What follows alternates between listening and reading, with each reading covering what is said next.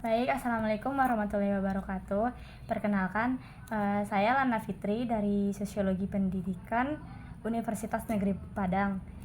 Di sini saya akan bertanya sedikit mengenai psikologi pendidikan di SMA yang Bapak ajar saat ini.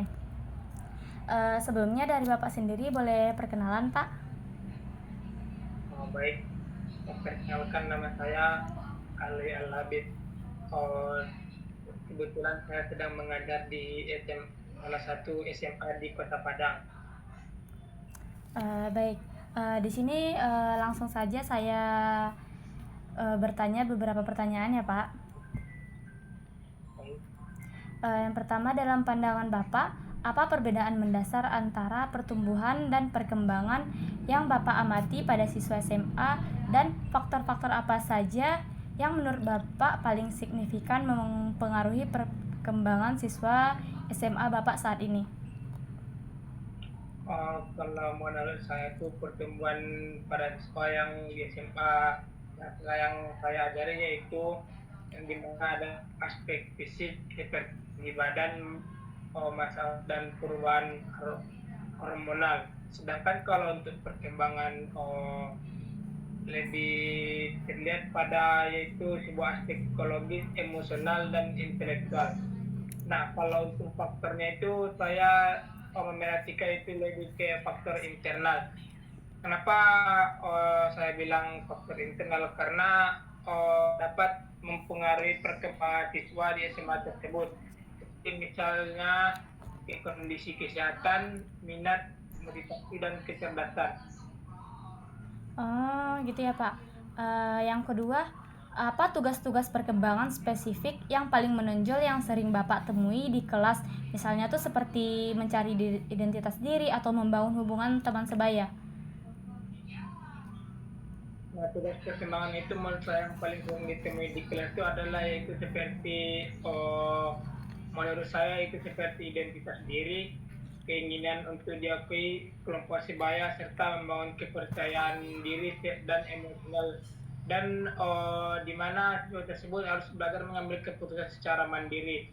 Nah, di situ tuh siswa juga tidak harus berusaha untuk memahami peran sosial serta mempersiapkan diri menuju dunia kuliah atau hanya. Baik, Pak. Selanjutnya tuh jenis kecerdasan apa yang menurut Bapak paling perlu diperhatikan atau dikembangkan pada siswa SMA Bapak dalam mata pelajaran Bapak sendiri? Nah, menurut saya jenis kecerdasan yang paling perlu diperhatikannya itu yang pertama kecerdasan interpersonal, nah terus intrapersonal dan oh,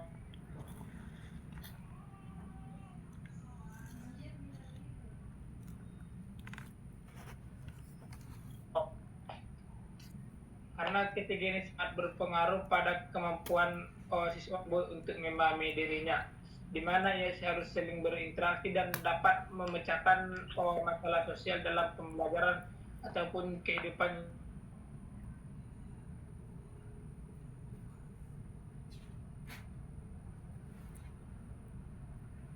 Sinyalnya.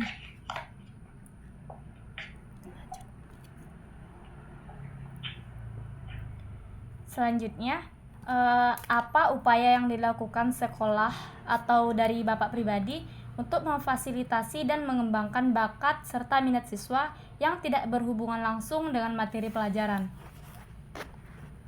Kalau untuk minat dan bakat itu sekolah dan guru harus bisa memfasilitasi minat siswa melalui kegiatan ekstrakurikuler, klub minat bakat serta non akademik. Nah, di situ tuh guru harus memberikan ruang bagi siswa untuk menunjukkan kemampuannya di luar mata pelajaran tersebut. Nah, guru juga harus memberikan dukungan berupa kesempatan presentasi, pameran karya, kolaborasi dalam proyek aktif dan lain-lain.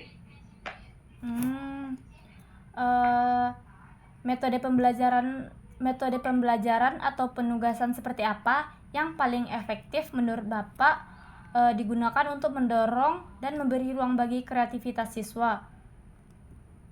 Kalau untuk metode yang paling relevan dan efektif itu untuk mendorong kreatif suatu yaitu Oke, contoh pembelajaran yang berbasis proyek, studi kasus, dan diskusi kelompok. Nah, di dalam penugasan tersebut, siswa akan menghasilkan ide-ide yang rasional. Nah, guru tidak hanya menilai dari jawaban benar atau salah, akan tetapi guru juga harus berpikir dan berproses serta memberikan argumennya dan kreativitasnya kepada siswa. Baik Pak. Bagaimana Bapak membantu siswa mengatasi masalah lupa atau kesulitan dalam mengaitkan informasi baru dengan pengetahuan yang sudah ada?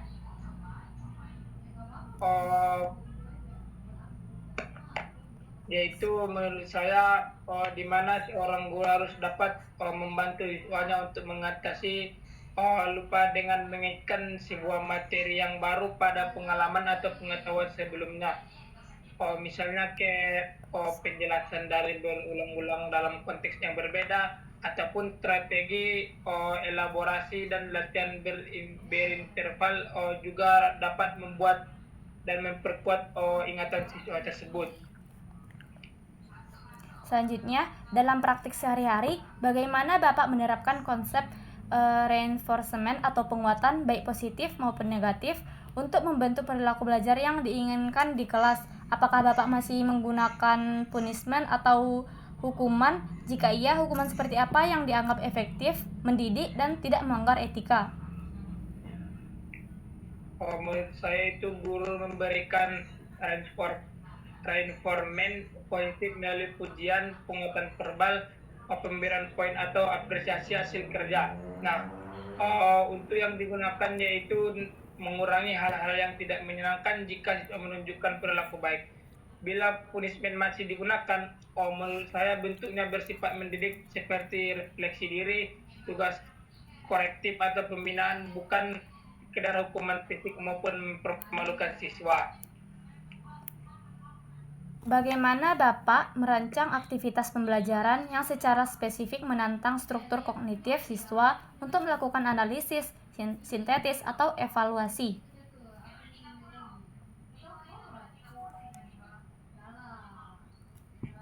Menurut saya itu guru harus dapat merancang sebuah aktivitas seperti analisis artikel, terus debat diskusi atau debat antara kelas.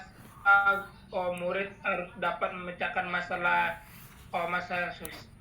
yang nyata dan studi kasus yang menuntut untuk dapat menghubungkan atau menghubungkan konsep atau membuat kesimpulan serta mengevaluasi gagasan aktivitas ini untuk mendorong berpikir siswa yang lebih tinggi gitu.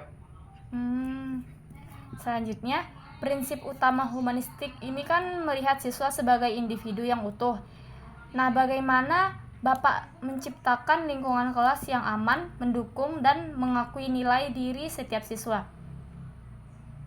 Menurut saya tuh di situ tuh guru harus dapat menciptakan bagaimana suasana kelas yang humanistik dengan dapat membangun sebuah hubungan yang hangat. Misalnya kayak menghargai perbedaan antara siswa, memberikan kesempatan kepada siswa berbicara tanpa takut salah dan takut diketahui, serta guru dapat menunjukkan rasa empati saat siswa menghadapi kesulitan. Baik Pak, selanjutnya dalam situasi siswa yang tampak kurang termotivasi, strategi non-akademik apa yang biasanya Bapak gunakan untuk membangkitkan semangat belajarnya kembali? Nah di situ tuh saya menggunakan strategi non akademik, yaitu mencangkup dengan pendekatan personal, mendengarkan sebuah keluh kesah siswa dan memberikan dorongan emosional dan serta menceritakan kisah-kisah inspirasi yang dapat membangun kegiatan yang relevan dengan minat mereka. Upaya pencegahan dan penanganan apa yang digunakan sekolah atau dari Bapak sendiri untuk membantu siswa mengatasi kejenuhan atau tekanan belajar yang berlebihan? Menurut saya itu di mana gue harus dapat memecahkan satu kejenuhan dengan pengaturan bebas tugas yang seimbang, misalnya kayak variasi metode belajar, kegiatan outdoor, serta konseling bagi siswa yang mengalami tekanan. Nah, di mana guru juga harus dapat memberikan waktu istirahat sejenak. Selanjutnya, berikan contoh bagaimana Bapak sendiri secara eksplisit menghubungkan konsep yang diajarkan di kelas dengan fenomena di dunia nyata untuk memfasilitasi transfer belajar. Di mana guru harus dapat menghubungkan suatu konsep dengan dunia nyata melalui contohnya yaitu seperti fenomena sosial, peristiwa aktual, pengalaman di lingkungan sekitar atau kasus yang relevan dengan kehidupan siswa. Baik Pak, selanjutnya bagaimana Bapak melakukan diferensiasi pengajaran untuk mengakomodasi keberagaman ini? Menurut saya itu guru harus dapat menerapkan diferensiasi pengerjaan dengan memberikan sebuah variasi atau cara belajar, misalnya kayak visual, auditory, kinestetik. Nah, di dalam tugas tersebut tingkat kesulitan berbeda-beda dan pendapatan pembelajaran yang harus disesuaikan dengan kemampuan serta minat siswa tersebut. Nah, hal ini dapat memastikan dapat kesempatan untuk belajar. Baik Pak, terima kasih atas jawaban yang sudah Bapak berikan. Mohon maaf apabila mengganggu waktunya. Saya ucapkan terima kasih ya Pak. Baik, sama-sama. Assalamualaikum warahmatullahi wabarakatuh. Waalaikumsalam warahmatullahi wabarakatuh.